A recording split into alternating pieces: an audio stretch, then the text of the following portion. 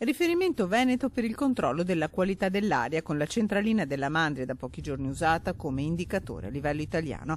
Riferimento nazionale per il controllo delle acque minerali, regionale contro la diffusione della legionella, di controllo per le acque del bacino termale. Un duro colpo alla prevenzione e alla salute dei cittadini la chiusura dei laboratori dell'ARPAV di Padova, prevista entro il 2014 dal piano regionale messo a punto per salvare l'azienda in grave dissesto economico. Una trentina i tecnici e i dipendenti rigorosamente in camice bianco in protesta nella sede del comune.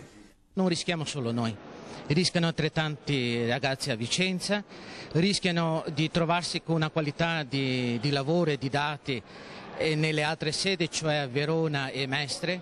Già è così per Belluno e Rovigo, sono stati praticamente smantellati. Una scelta illogica e antieconomica, precisano i dipendenti, che vanificherebbe anni di lavoro e lascerebbe i cittadini senza controlli.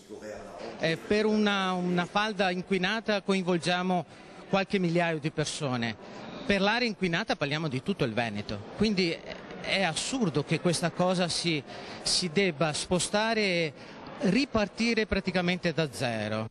Grande la preoccupazione degli amministratori padovani pronti a sostenere ogni iniziativa dei lavoratori. Noi adesso siamo vicini a questi dipendenti e cerchiamo di trovare ovviamente anche con ARPAV un'interlocuzione per evitare che il laboratorio venga trasferito dalla nostra città.